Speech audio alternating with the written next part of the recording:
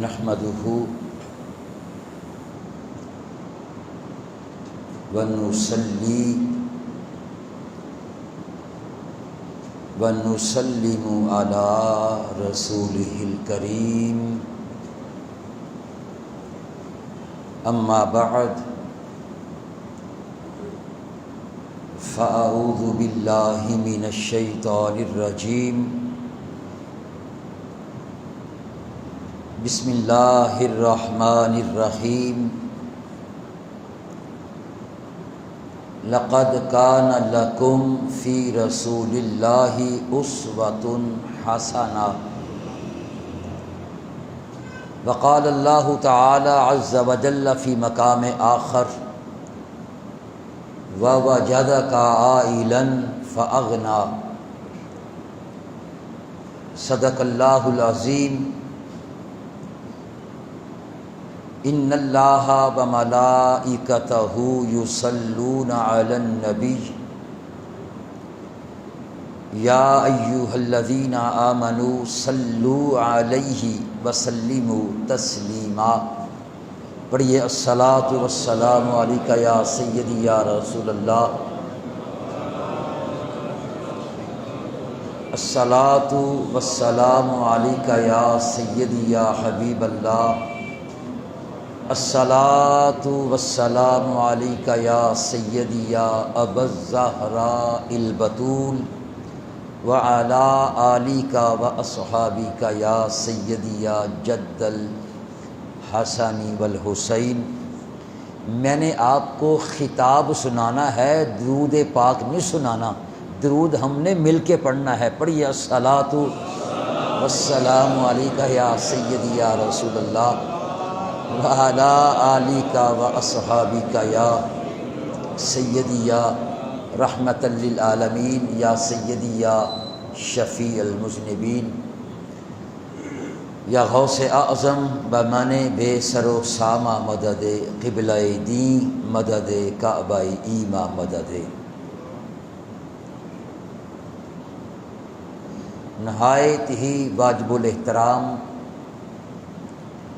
مقتدر اور معزز میرے سامعین و مشاہدین،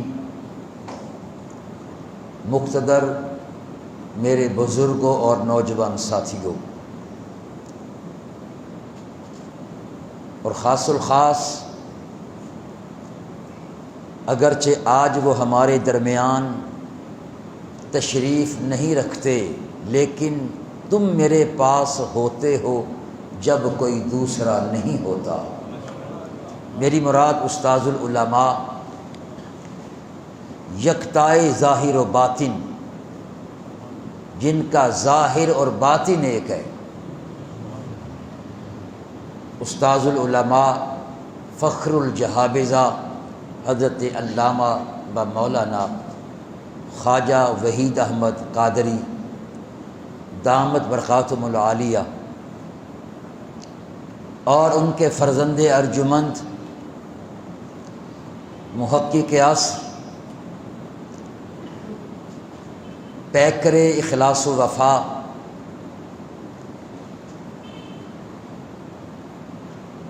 اپنے والد گرامی کے عکس جمیل حضرت علامہ و مولانا خواجہ محمد ریحان احمد قادری صاحب،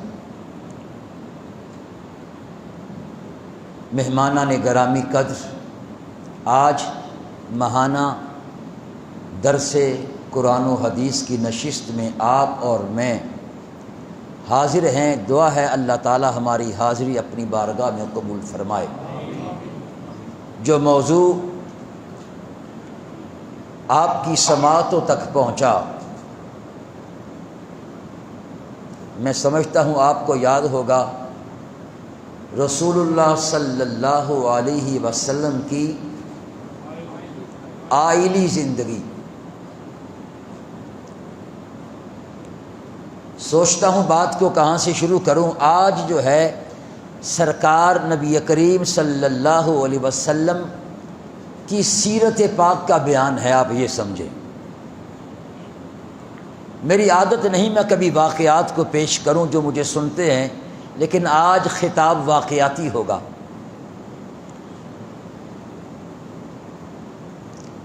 عائلہ کہتے ہیں خاندان کو، عین الف آگے حمزہ کے ساتھ لام ملا ہوا ہے، پھر آگے ہا گول ہا، عائلہ۔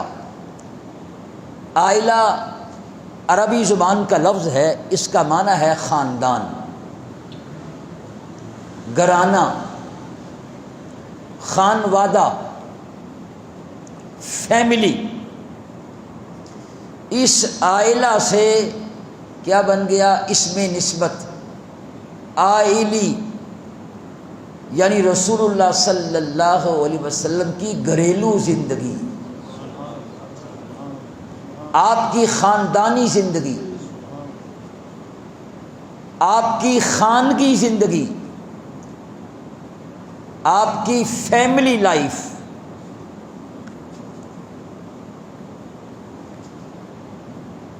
عائلہ کا ایک مترادف لفظ ہے اسرہ، اس کا مترادف لفظ ہے عشیرہ۔ عائلہ، اسرہ اور عشیرہ کا تقریباً یہ قریب المعنی ہے، ایک ہی ان کا معنی ہے۔ اور اس کے بعد پھر قبیلہ آتا ہے۔ قبیلہ جو ہے وہ وسیع مفہوم رکھتا ہے۔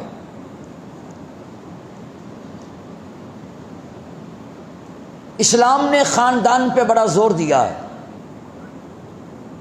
پہلے فرد ہوتا ہے، کچھ فرد مل جائیں تو خاندان بنتا ہے، خاندان مل جائیں تو عشیرہ بن جاتا ہے، زیادہ عشیرہ مل جائیں تو قبیلہ بن جاتا ہے۔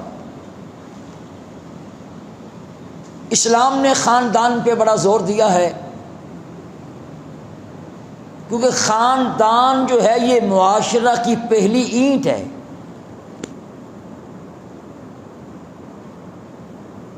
اگر خاندان صحیح ہے تو معاشرہ صحیح ہے، خاندان اگر ٹوٹ پھوٹ کا شکار ہو جائے تو پھر معاشرہ بھی ٹوٹ پھوٹ کا شکار ہو جاتا ہے۔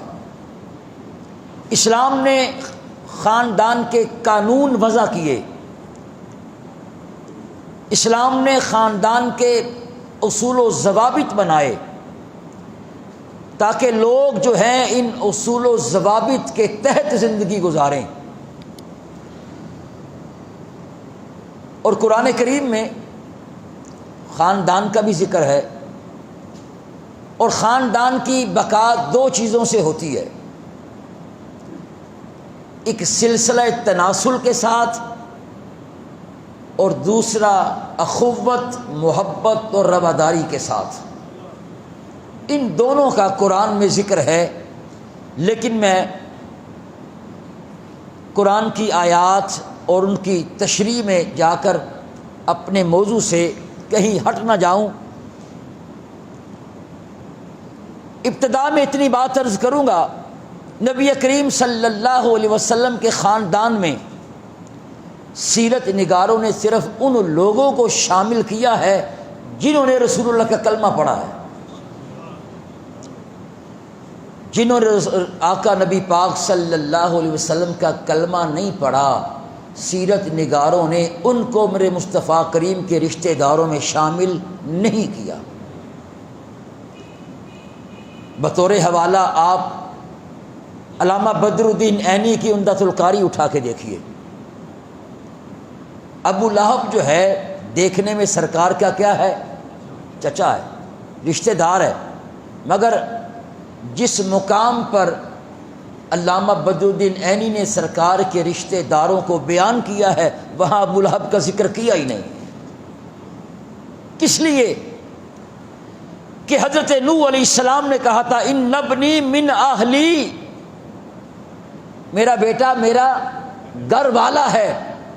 اللہ نے فرمایا انہ لیس من اہلک، فرمایا یہ تیرے گھر والوں سے ہے ہی نہیں۔ سیرت نگار یہ کہنا چاہتے ہیں کہ جس نے میرے مصطفیٰ کا کلمہ نہیں پڑھا وہ میرے آقا کا کچھ لگتا ہی نہیں ہے، اور جنہوں نے کلمہ پڑھ لیا ہے وہ نہیں بھی لگتے تھے اب لگنے لگ گئے۔ اچھا، یہاں ایک سوال پیدا ہوتا ہے۔ نوح علیہ السلام کہتے ہیں، توجہ کے ساتھ، میرا بیٹا میرے گھر والوں میں سے ہے۔ اللہ نے فرمایا تیرے گھر والوں سے نہیں ہے۔ اب بتاؤ، میں یہ تو نہیں کہتا سچا کون ہے، نوح علیہ السلام بھی سچے ہیں، اللہ کی بات بھی سچی ہے۔ اب بتاؤ دونوں سچے کیسے؟ علماء نے یہاں لکھا ہے، جب نوح علیہ السلام نے فرمایا یا اللہ میرا بیٹا میرے اہل میں سے ہے، تو انہوں نے اہل کا لغوی معنی مراد لیا ہے، اور جب اللہ نے فرمایا یہ تیرے اہل میں سے نہیں ہے تو اللہ نے اہل کا اصطلاحی معنی مراد لیا ہے۔ رسول اللہ صلی اللہ علیہ وسلم کی آئلی زندگی، یہاں سے بات شروع کرتا ہوں۔ نبی کریم صلی اللہ علیہ وسلم نے فرمایا خیرکم خیرکم لأہلہ وانا خیرکم لأہلی۔ بڑی پرمغز حدیث پاک ہے جس کو ہم صرف ایک نظر میں چھوڑ کے آگے نکل جاتے ہیں۔ فرمایا تم میں سے بہتر وہ ہے جو اپنے گھر والوں کے لیے بہتر ہے، اور میں اپنے گھر والوں کے لیے بہتر ہوں۔ دوبارہ پھر میں نے یہ ایک سوال کرنا ہے یہاں رک کر، خیرکم خیرکم لأہلہ، آقا نے بہتری کا پیمانہ ہمیں عطا کیا، بہتری کا ترازو ہمیں عطا کیا۔ آج ہر بندہ کہتا ہے میں اچھا ہوں، میں بہتر ہوں۔ رسول اللہ نے فرمایا اگر تم اپنے آپ کو بہتر کرنا چاہتے ہو پیمانہ میں دے دیتا ہوں، خیرکم خیرکم لأہلہ، تم میں سے بہتر وہ ہے جو اپنے اہل و عیال کے لیے بہتر ہے، وَأَنَا خَيْرُكُمْ لِأَهْلِي، اور میں تم سب سے اپنے اہل و عیال کے لیے بہتر ہوں۔ میرا سوال یہ ہے، آقا فرما دیتے، نبی پاک کا اتنا ہی فرمانا کافی تھا، خیرکم خیرکم لأہلہ، تم میں سے بہتر وہ ہے جو اپنے گھر والوں کے لیے بہتر ہے، بات مکمل ہو جاتی۔ آقا اتنا فرما دیتے، بڑی باریک سی بات ہے، توجہ طلب۔ آقا اتنا فرما دیتے تم میں سے بہتر وہ ہے جو اپنے اہل و عیال کے لیے اپنے گھر والوں کے لیے بہتر ہے، آقا بات ختم فرما دیتے۔ آگے یہ کیوں فرمایا میں تم سب سے بڑھ کر اپنے اہل و عیال کے لیے بہتر ہوں؟ آقا نے پتہ کیوں فرمایا، آخر میں اپنا ذکر کیوں کیا؟ فرمایا اگر میں اتنا کہہ دیتا کہ تم میں سے بہتر وہ ہے جو اپنے گھر والوں کے لیے بہتر ہے، تو ہر بندہ کہتا میں اپنے گھر والوں کے لیے بہتر ہوں۔ نہیں، فرمایا میں اپنے گھر والوں کے لیے سب سے بہتر ہوں، تم دیکھو میرا گھر والوں کے ساتھ سلوک کیسا ہے، میرا گھر والوں کے ساتھ رویہ کیسا ہے، میرا گھر والوں کے ساتھ برتاؤ کیسا ہے، میرا گھر والوں کے ساتھ حسن سلوک کیسا ہے، حسن سیرت کیسی ہے۔ اگر تم بہتر ہونا چاہتے ہو، دیکھو میں اپنی بیویوں کے ساتھ، اپنی اولاد کے ساتھ، اپنے بیٹوں کے ساتھ، بیٹیوں کے ساتھ کس طرح میرا معاملہ ہے۔ اگر تمہارا معاملہ ویسا ہو گیا تو تم بہتر ہو، اگر ویسا نہیں ہوا تو تم بہتر نہیں ہو۔ کیونکہ آج لوگوں نے اپنے اپنے پیمانے وضع کیے ہوئے ہیں، جیسا کہ اتنے بڑے مجمع میں کوئی بچے سے لے کے بڑے تک کوئی نہیں کہے گا میں اپنے والدین کا نافرما بردار ہوں، نافرما بردار بھی یہی کہے گا میں فرما بردار ہوں۔ مگر جب قرآن و حدیث کے پیمانوں پر ہم اپنے برتاؤ کو لے کے آئیں گے پھر پتہ چلے گا فرما بردار کون ہے، نافرما بردار کون ہے۔ فرمایا اگر تم بہتر ہونا چاہتے ہو اپنے گھر والوں کے لیے اپنے پیمانے وضع نہ کرنا، دیکھو میرا سلوک میرے گھر والوں کے ساتھ کیا ہے، اگر تمہارے رویے ویسے ہیں تو تم اپنے گھر والوں کے لیے بہتر ہو، اگر ویسے رویے تمہارے نہیں ہیں تو تم اپنے گھر والوں کے لیے بہتر نہیں ہو۔ کیوں؟ بعض لوگوں نے اپنے گھر میں بڑے روپے پیسے کی جو ہے وہ فراوانی دی رکھی ہوتی ہے، اپنی بیوی کو بچوں کو نوکرانیاں دی ہوتی ہیں، مگر ہوتا یہ ہے نہ بچوں کی تربیت، نہ کہ بچوں کا خیال، صبح گئے شام کو آئے، شام کو گئے صبح کو آئے، ہفتہ ہفتہ باہر رہے۔ وہ کیا اکبر الہ آبادی نے کہا تھا، ہوئے اس قدر معزز کہ کبھی گھر کا منہ نہ دیکھا، عمر کٹی ہوٹلوں میں، مرے ہسپتال جا کر۔ ایسے آج لوگ ہیں، بیوی کو بھی کہتی ہے مجھے پیسہ چاہیے، بچے بھی کہتے ہیں مال چاہیے، نوکرانیاں بھی دی، مال بھی دے دیا۔ نہیں، یہ معیار نہیں ہے، معیار وہ ہے جو رسول اللہ نے اپنی بیویوں کے ساتھ کر کے دکھایا ہے۔ وہ کیا معیار تھا؟ اب اس معیار کو میں پیش کرنے لگا۔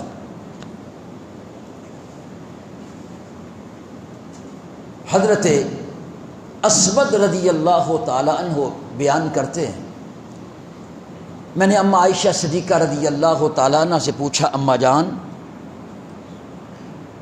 ہمیں بتائیں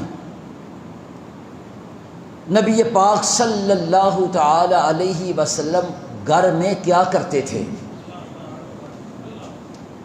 گھریلو زندگی ہے نا، گھر میں، بخاری شریف کی حدیث پاک ہے، رسول اللہ صلی اللہ علیہ وسلم گھر میں کیا کرتے تھے؟ اماں عائشہ صدیقہ جواب دیتی ہیں، آپ گھر والوں کے کام کرتے تھے، جب نماز کا وقت آ جاتا تو نماز پڑھنے چلے جاتے تھے۔ اب گھر کے کام آپ کیا کرتے تھے؟ سیرت کی کتابیں گواہ ہیں، بڑی توجہ کے ساتھ نبی پاک اپنے کپڑوں کو پیمند لگا لیتے تھے، ایک اپنے نالین گانٹھ لیتے تھے، جنہوں کہنے جتی گنڈ لیندے سی، نالین گانٹھ لیتے تھے، کپڑوں کو پیمند لگاتے تھے، آٹا پیس دیتے تھے، بکری کا دودھ دو دیتے تھے، آٹا گوندھ دیتے تھے۔ یہ میں اپنی طرف سے بات نہیں کر رہا، سیرت کی کتابیں پڑھ کے بات کر رہا ہوں۔ آٹا گوندھ دیتے تھے، صفائی کر دیتے تھے، بازار سے سودا سلف لا دیتے تھے۔ بتاؤ پیچھے کچھ رہا؟ آج ہم اپنے لیے پانی کا ایک گلاس پکڑنا توہین سمجھتے ہیں۔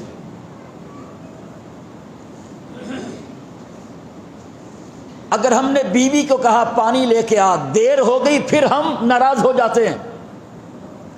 رسول کریم صلی اللہ علیہ وسلم اپنے کام کو حتی المقدور خود کرنے کی کوشش کرتے تھے۔ دوسری حدیث پاک حضرت مولا حسین رضی اللہ تعالیٰ عنہ فرماتے ہیں، میں نے اپنے ابا جان حضرت مولا علی سرکار کرم اللہ وجہہ الکریم سے پوچھا، ابا جان مجھے بتائیں سرکار نے اپنے گھر میں وقت کی تقسیم کیسے کی ہوئی تھی؟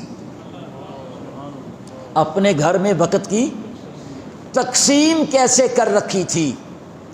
اہل دانش جو ہیں وہ ہر چیز کی تقسیم کرتے ہیں تاکہ معاملات اپنے منطقی اچھے انجام تک پہنچ جائیں۔ مولا حسین کہتے ہیں، ابا جان ہمیں بتائیں سرکار نے اپنے گھر میں وقت کی تقسیم کیسے کر رکھی تھی؟ مولا علی شیر خدا باب مدینۃ العلم فرماتے ہیں، اے حسین سنو، نبی پاک صلی اللہ علیہ وسلم نے ایک وقت اللہ کی عبادت کے لیے مختص کیا ہوا تھا، یعنی مسجد میں نماز کے علاوہ گھر میں عبادت اور تھی۔ اور ہمیں بھی حکم ہے کہ گھر میں بھی نماز ادا کیا کرو۔ حدیث پاک اپنے گھروں کو قبرستان نہ بناؤ، فرض نماز کے بعد باقی نماز گھر بھی پڑھ لیا کرو تاکہ آپ کے بچوں کو نماز پڑھنے کی عادت پڑ جائے۔ فرمایا ایک وقت سرکار نے اللہ کی عبادت کے لیے مختص کیا ہوا تھا، اور دوسرا آپ نے اپنی ازواج کے لیے وقت مختص کیا ہوا تھا جس میں آپ اپنے گھر کا کام کرتے، اور تیسرا نبی پاک نے وقت اپنی ذات کے لیے رکھا ہوا تھا، اس میں کچھ اپنے کام کرتے اور صحابہ آ جاتے، وفد آ جاتے، انہیں جا کے ملتے تھے۔ حضرت عمرہ رضی اللہ تعالی عنہا فرماتی میں نے اماں عائشہ صدیقہ سے پوچھا، اماں جان مجھے بتائیں سرکار گھر میں داخل کیسے ہوتے تھے؟ دیکھنا ہے آج ہم کیسے داخل ہوتے ہیں۔ اگر باپ دروازے پہ آئے اور بیل بجائے، بچے سہم جائیں، بابا آ گئے، بچے ڈر جائیں، اس کا مطلب باپ نہیں آیا، تھانے دار آیا ہے، اور یہ سرکار کا اسوہ حسنہ نہیں ہے۔ کار کا ہارن بجے یا بیل بجے، بچے جو ہیں ان کے دلوں میں خوشی کی لہر دوڑ جائے، بابا آئے ہیں۔ اما عائشہ صدیقہ سے جب پوچھا گیا کہ سرکار گھر میں داخل کیسے ہوتے تھے، اما عائشہ صدیقہ فرماتی ہے کانا داہکن بسامہ، فرمایا جب بھی سرکار آتے مسکراتے ہوئے آتے تھے۔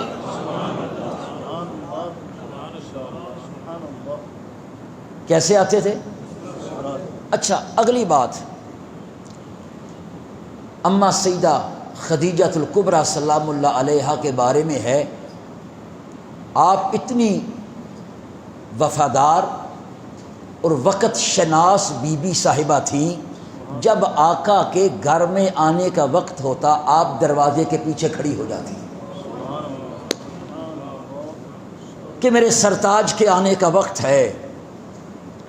اور آج حال کیا ہے، خامد آئے، بی بی صاحبہ، بیوی کہتی ہے نکرانی جا بوا کھول لیا، ایسے ہے کہ نہیں؟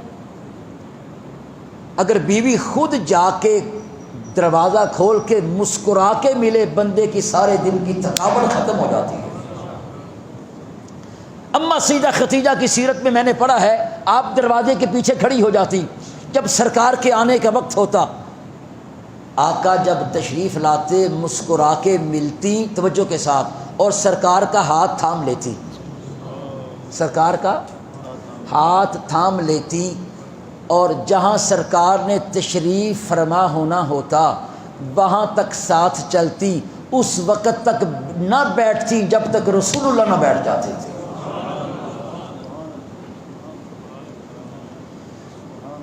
تو بات کر رہا تھا نبی پاک صلی اللہ علیہ وسلم گھر میں کیسے داخل ہوتے، کانا داہکن بسامہ، مسکراتے ہوئے۔ بلکہ آپ نے وہ حدیث پاک سنی ہے، اما عائشہ صدیقہ رات کے وقت کچھ سی رہی تھی، سوئی گر گئی، چراغ بھی بجھ گیا، سرکار تشریف لائے۔ بعد روایات میں ہے کہ آپ کے چہرے کی روشنی جو تھی اس کی وجہ سے آپ نے گمشدہ سوئی کو تلاش کر لیا۔ بعد روایات میں ہے کہ سرکار جب تشریف لائے مسکرائے، مسکرانے سے جو نور نکلا ہے اس سے آپ نے اپنا سوئی کو تلاش کیا۔ یعنی کہ سرکار نبی کریم صلی اللہ علیہ وسلم کے گھر میں آنے پر دو روایتیں میں نے پیش کی ہیں۔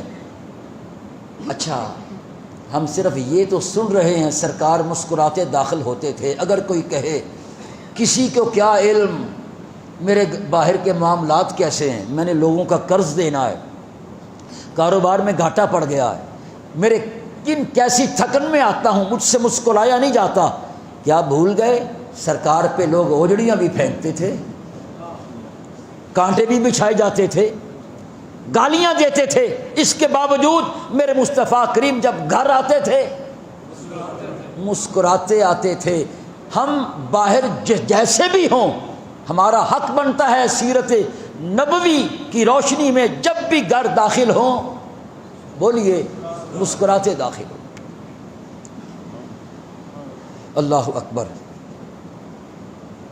حضور نبی کریم صلی اللہ تعالی علیہ وآلہ وسلم کی گھریلو زندگی۔ اصل میں ہمارے گھروں کے معاملات اس وقت خراب ہوتے ہیں جب ہم ایک دوسرے کو اہمیت نہیں دیتے۔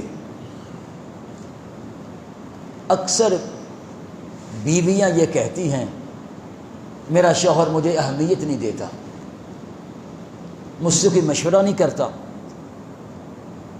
دیکھیے 3 واقعات میں پیش کروں گا، نبی پاک کا مشورہ کرنا ازواج کے ساتھ، پھر آگے قرآن کی آیت پیش کروں گا عورتوں کا مشورہ کرنا مردوں کے ساتھ۔ پہلی وحی اتری، نبی کریم صلی اللہ علیہ وسلم گھر تشریف لائے۔ میں پورا واقعہ نہیں بیان کرتا، صرف مقصد کے پیش نظر جتنا واقعہ کی ضرورت ہے وہ پیش کروں گا۔ گھر تشریف لائے، فرمایا زمیلونی، مجھے چادر اڑا دو۔ اما خدیجہ الکبریٰ سلام اللہ علیہ پوچھتی ہیں یا رسول اللہ کیا ہوا؟ میں لقد خشیت علی نفسی، فرمایا مجھے اپنی جان کا ڈر ہے، مجھے اپنی جان کا ڈر ہے۔ اب وہ جان کا ڈر کیا تھا اس پر علماء نے بہت کچھ لکھا ہے۔ بعض لوگوں نے لکھا نبی پاک جبریل کو دیکھ کے ڈر گئے تھے، مگر ہم یہ بات نہیں مانتے۔ اس پر علماء نے بڑے دلائل دیے، چونکہ میرا موضوع یہ نہیں۔ میں لقد خشیت علی نفسی، خدیجہ مجھے اپنی جان کا ڈر ہے۔ یہ وحی جو ہے یہ نبی کا اور رب کا آپس کا معاملہ ہے۔ آپ اس معاملے کو شیئر کر رہے ہیں اپنی زوجہ کے ساتھ۔ آگے حضرت سیدہ خدیجہ الکبریٰ کا سرکار کو دلاسا دینا دیکھیے، عرض کرتی ہیں کلا، آقا ہرگز ایسے نہیں ہو سکتا، واللہ ما یخزیک اللہ ابدا، اللہ آپ کو کبھی بھی رسوا نہیں کرے گا۔ کیوں؟ آگے آپ نے رسول اللہ کی 5 صفات کو بیان کیا۔ انک لتصل الرحم، آپ صلہ رحمی کرتے ہیں، بتحمل الکل، آپ کمزوروں کا بوجھ اٹھاتے ہیں، بتکسب المعدوم، آپ ناداروں کے لیے کماتے ہیں، آج ہم اپنے لیے کماتے ہیں۔ اما خدیجہ کہتی ہیں آپ اپنے لیے نہیں کماتے، جن کے پاس کچھ نہیں ہوتا آپ ان کے لیے کماتے ہیں۔ 3 باتیں، وتقری الضیف، آپ مہمان نوازی کرتے ہیں، لوگوں کو لنگر کھلاتے ہیں، وتعین علی نوائب الحق، جب کسی پہ مصیبت اتر آئے آپ اس کی مدد کرتے ہیں۔ آقا نے وحی کا معاملہ آ کر کس سے شیئر کیا ہے؟ اپنی زوجہ کے ساتھ۔ اور پھر سیدہ خدیجہ الکبریٰ سلام اللہ علیہا نے بھی دیکھیے کس طرح سرکار کی بارگاہ میں بڑی محبت کے ساتھ ان کی دل جوئی کی ہے اور آپ کی تعریف بیان کی ہے، تو پتہ چل گیا ہمیں چاہیے کہ ہم چلو سارے نہیں، ہم کچھ اہم معاملات اپنی ازواج کے ساتھ شیئر کریں تاکہ ان کا گلہ ختم ہو جائے کہ ہماری گھر میں کوئی اہمیت ہے ہی نہیں ہے۔ میرے شوہر اپنی ماں سے مشورہ کرتے ہیں، اپنے بابا سے مشورہ کرتے ہیں، میرے ساتھ مشورہ نہیں کرتے۔ اور سیدہ خدیجہ الکبریٰ سلام اللہ علیہا نے دیکھیے 5 چیزوں کو بیان کیا، آقا آپ کا اللہ آپ کو کبھی رسوا نہیں کرے گا۔ کیوں؟ آپ میں 5 خوبیاں ہیں۔ پتہ چل گیا آج بھی اگر کوئی بندہ یہ 5 خوبیاں اپنے آپ میں پیدا کر لے وہ کبھی بھی رسوا نہیں ہوگا۔ کون کون سی؟ صلہ رحمی کرنا، نمبر 2 کمزوروں کا بوجھ اٹھانا، نمبر 3 ناداروں کے لیے کمانا، نمبر 4 مہمان نوازی کرنا، نمبر 5 کسی پہ مصیبت اتر آئے تو اس کی مدد کرنا۔ لیکن آج ہم لوگوں کی مجبوریوں سے فائدہ اٹھاتے ہیں. کسی پہ مصیبت اتر آئے نا، مثال کے طور پر کوئی مکان بیچ رہا ہو، ہم کہتے ہیں مکان وہ لینا جڑا کوئی مجبوری نو بیچے، گاڑی وہ خریدنی ہے جو کوئی مجبوری کی وجہ سے بیچ رہا ہو، اچھی مل جائے گی. بتاؤ کسی کی مجبوری سے اسلام فائدہ اٹھانے کا درس دیتا ہے یا اسلام کسی کی مجبوری میں اس کے کام آنے کا درس دیتا ہے؟ حضرت امام زین العابدین رضی اللہ تعالیٰ عنہ سید سجاد،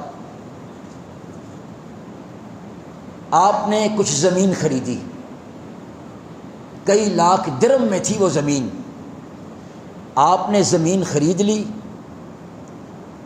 چند دن کے بعد آپ کو پتہ چلا کہ جس سے آپ نے زمین خریدی ہے اس نے مجبوری کی وجہ سے بیچی ہے، اور اس پر قرضہ تھا، قرضہ ادا کرنے کے لیے پیسے نہیں تھے، تو اس نے مجبوری کی وجہ سے اپنی جائیداد فروخت کی ہے. امام حسن کے کانوں میں جب یہ خبر پہنچی تو آپ نے اس کو بلایا نہیں ہے. ریحانت النبی میں لکھا ہے آپ چل کے اس کے پاس گئے، فرمایا مجھے علم نہیں تھا تم کسی مجبوری کی وجہ سے اپنی زمین بیچ رہے ہو، مجھے پتا ہوتا تو میں کبھی تم سے نہ خریدتا، تمہاری اسی وقت مدد کرتا. یہ زمین بھی واپس لے لو، یہ پیسے بھی واپس لے لو، اپنا قرض ادا کر لو.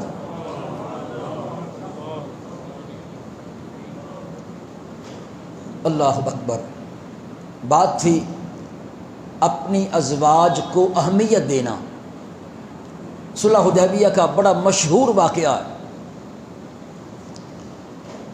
جب شرائط طے ہو گئی تو نبی کریم صلی اللہ علیہ وسلم نے فرمایا اپنے صحابہ سے، فرمایا قوموا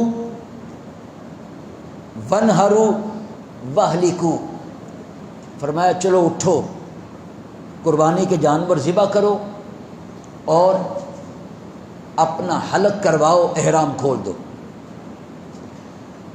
سیرت کی کتابوں میں لکھا ہے وہ صحابہ جو نبی پاک کے نام پر سر کٹانے کے لیے تیار ہیں اب اپنے جانور ذبح نہیں کر رہے. وہ خجالت محسوس کرتے ہیں، آقا لوگ کیا کہیں گے، ہم عمرہ کرنے آئے ہیں اور ہم عمرہ کیے بغیر واپس پلٹ جائیں، لوگ کیا کہیں گے، ہم اتنا کمزور ہو گئے. آقا نے پھر فرمایا جانور ذبح کرو. ایک بھی صحابی نہ اٹھے. نبی پاک صلی اللہ علیہ وسلم حضرت ام سلمہ اپنی زوجہ کے خیمے میں چلے گئے. مجھے بتاؤ یہ معاملہ ذاتی معاملہ ہے کہ امت کا معاملہ ہے؟ بولیے. آپ رب سے مشورہ کرتے، اللہ جبرائیل امین کو بھیج دیتے، آپ رب کی بارگاہ میں عرض کرتے یا اللہ یہ جانور ذبح نہیں کر رہے. نہیں، حضرت ام سلمہ سلام اللہ علیہا کے خیمے میں گئے، بات کو شیئر کیا. ام سلمہ پتہ کیا عرض کرتی ہیں، یا رسول اللہ آپ ایسا کریں، آپ جب باہر تشریف لے کے جائیں آپ اپنا جانور ذبح کر دو، آپ اپنا جانور ذبح کر دو اور اپنے نائی کو بلاؤ، وہ آپ کا حلق کر دے، احرام کھول دو. جب آپ اپنے جانور کو ذبح کرو گے تو صحابہ کرام کے پاس دوسرا کوئی راستہ ہی نہیں ہوگا. سرکار باہر گئے، آپ نے اپنا جانور پکڑا، ذبح کیا، نائی کو بلایا، حلق کروایا، احرام کھول دیا. صحابہ دیکھتے ہیں پہلے جو کہتے تھے آقا ہم شرمندگی محسوس کرتے ہیں، ہم خجالت محسوس کرتے ہیں کہ ہم عمرہ کیے بغیر واپس کیسے جائیں، لوگ کیا کہیں گے، مسلمان اتنے کمزور ہو گئے ہیں. اب وہی صحابہ جو ہیں اپنے جانور ذبح کرنے میں ایک دوسرے پہ سبقت کر رہے ہیں. آپ نے اتنا اہم معاملہ جو امت کا اور نبی کا معاملہ تھا کس سے شیئر کیا ہے؟ بولی اپنی زوجہ سے.